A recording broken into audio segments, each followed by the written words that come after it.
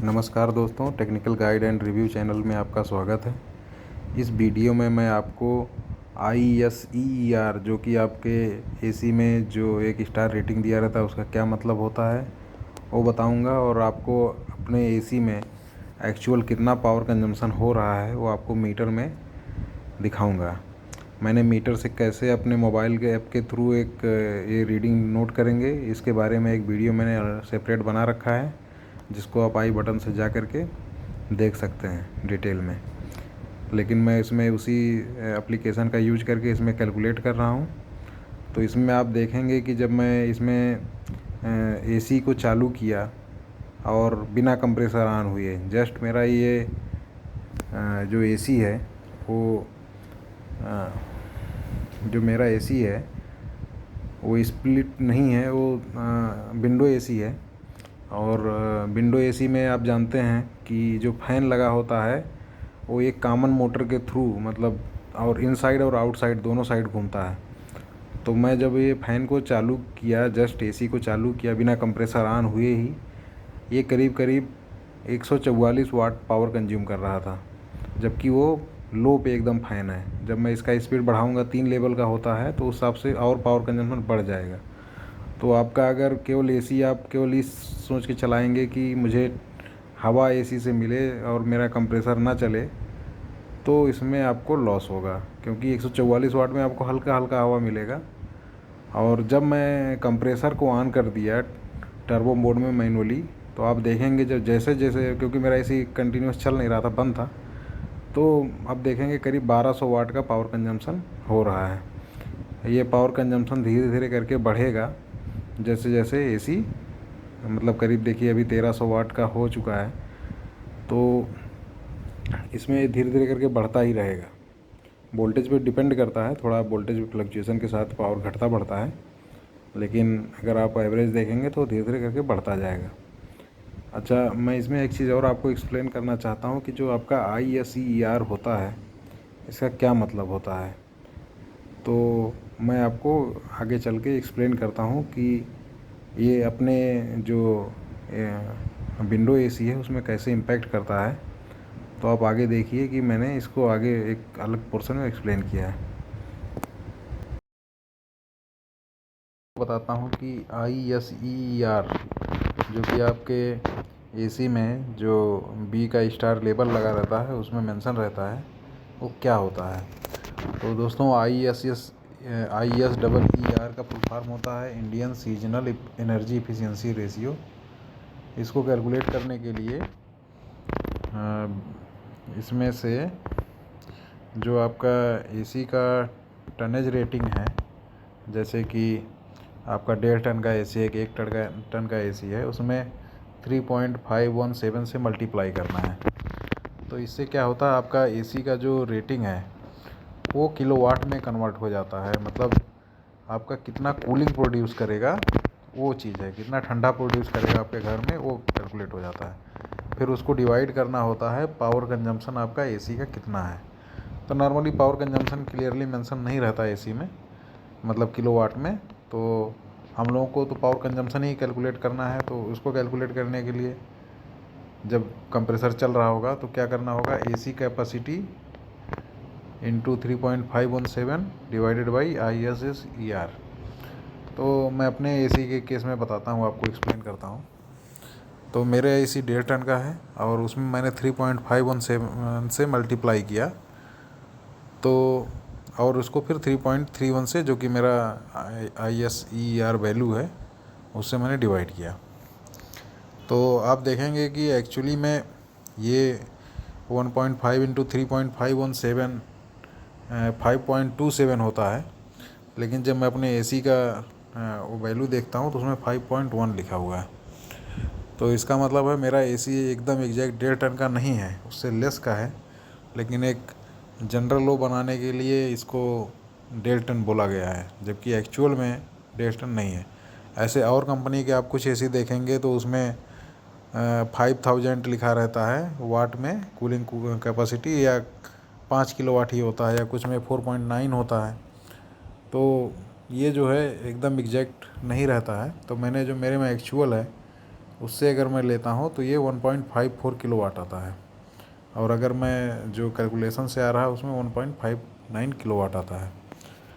तो दोस्तों, जैसे कि मैंने वीडियो में दिखाया अपने जो एनर्जी मीटर के, कि इसमें क्या हो रहा था कि मेरा जो एसी पावर कंज्यूम कर रहा था वो करीब करीब 1200 वाट ले रहा था।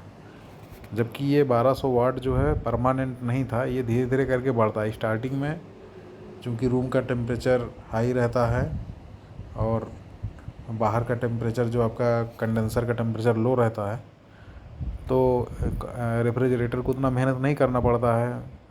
मतलब जैसे कि रेफ्रिजरेटर मतलब जो आपका कंप्रेसर, उसको मेहनत कैसे करना पड़ता है कि जस्ट सपोज करिए कि बाहर आपका जो कंडेंसर है वो 36 डिग्री पे है, रूम आपका 28 डिग्री पे है। रूम आपका 28 डिग्री पे है और बाहर 36 डिग्री पे है।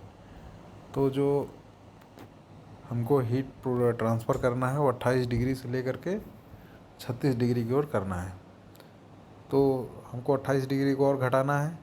28 डिग्री को मान लीजिए हमको 22 डिग्री पे लाना है, और इस प्रोसेस में ये इधर का जो टेम्परेचर है वो बढ़ जाएगा। ये मान लीजिए 45 डिग्री हो गया ये प्रोसेस में। तो जो अभी कंप्रेसर को मेहनत करना पड़ेगा वो काफ़ी ज़्यादा होगा, 22 से 45 करने में और 28 से 36 करने में। इसीलिए धीरे धीरे करके जब आपका कंप्रेसर देर तक चलता है तो 1200 वाट जो है ये आराम से 1500 वाट, 1600, 15, 1550 वाट ये हो जाता है। ये मैंने ऑब्ज़र्व किया है और मैंने देखा है। जैसे जैसे अच्छा, ये तो एक चीज़ हो गया आपका एसी का पावर कंजम्पशन के बारे में। लेकिन ये क्या कंटिन्यूस होगा 1550? तो नहीं, ये 1550 पावर कंजम्पशन कंटिन्यूस नहीं होगा।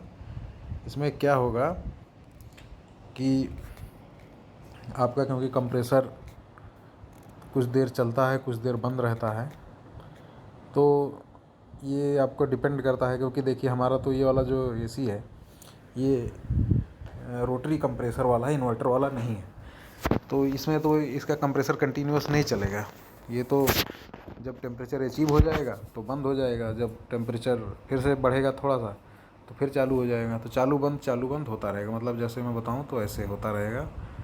अब ये जो ऑन ऑफ का पीरियड है, मान लीजिए ये ऑन का पीरियड है और ये ऑफ का पीरियड है, तो ऑन ऑफ के पीरियड के हिसाब से ही ये डिसाइड होगा कि कितना टोटल एवरेज पावर ले रहा है। तो जैसे कि ऑफ पीरियड में भी आपका एसी करीब करीब 144 वाट ले रहा है, और जब ऑन है तो ये करीब करीब मान लीजिए 1500 वाट ले रहा है। तो इसी का आपको एवरेज निकालना पड़ेगा। अब जैसे कि मैं आपको 1 घंटे के लिए निकाल के बताता हूँ उस हिसाब से। मान लीजिए आपके 1 घंटे में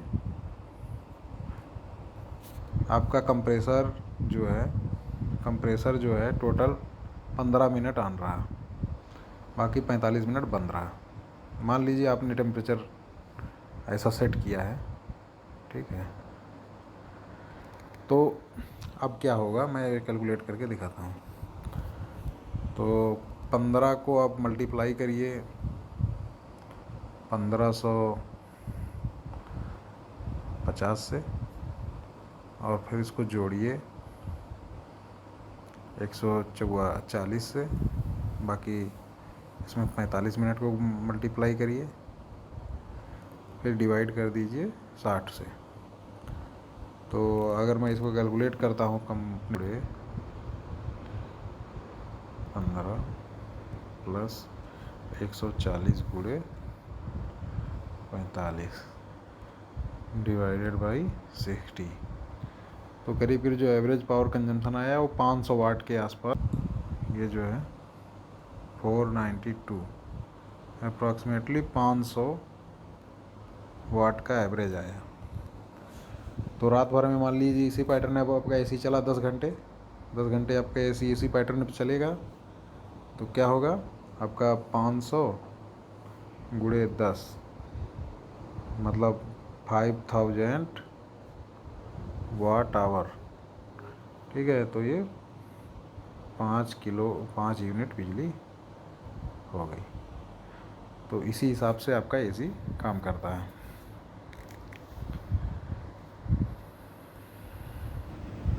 दोस्तों, उम्मीद करता हूँ कि आपको ये वीडियो पसंद आया होगा, आपको कुछ सीखने को मिला होगा। आने वाले वीडियो में मैं एक डिटेल वीडियो बनाऊंगा जिसमें आपको स्प्लिट एसी के बारे में, क्यों उसका एनर्जी एफिशिएंसी रेशियो अच्छा होता है, वो बताने की कोशिश करूंगा। और फिर इन्वर्टर एसी में ये काफ़ी अच्छा होता है। जैसे कि मैं एक आपको संक्षेप में बताऊं तो जो अभी विंडो एसी होता है इसमें मैक्सिमम ISER है नॉर्मली 3.56 तक आता है, लेकिन जो स्प्लिट एसी होते हैं उसमें 5.5